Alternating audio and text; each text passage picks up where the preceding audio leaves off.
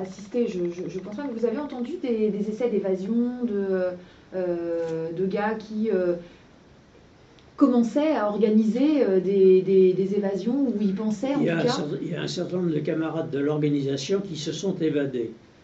Mais ces gars-là, ils parlaient tous le polonais. Parce que vous ne vous évadez pas en Pologne en parlant que le français.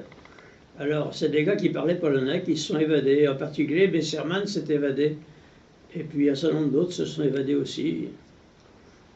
D'ailleurs, les copains que j'ai connus à cette époque-là, ils sont tous morts. Enfin, maintenant, quoi. Ils sont rentrés en France, mais ils sont morts depuis. Alors, ceux qui étaient repris, parce qu'il y en a qui devaient être repris, qu'est-ce qu'ils risquaient et qu'est-ce qui se passait? Les gars qui étaient repris, ceux qui étaient repris, ils étaient pendus à la première occasion. Ça, vous avez assisté à des pendaisons, justement? Ah oui, oui, j'ai assisté à beaucoup de pendaisons, oui.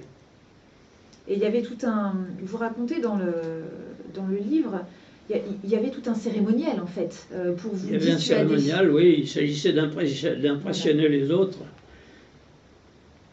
Alors, d'abord on pendait souvent plusieurs personnes. Alors on mettait plusieurs poteaux côte à côte, et puis on pendait des gens les uns derrière les autres. Et ça vous faisait peur? Bon, c'est pas très réjouissant, hein, comme bien vous pouvez penser. Et ça vous dissuadait, vous, ou vous vous disiez, bon, c'est pas de chance pour eux, moi je continue? Moi, je pensais qu'on risquait d'être pris, absolument, et que donc on aurait des chances d'être pendu. Bon, mais ça, oui, bien sûr. Et vous continuez quand même? Absolument.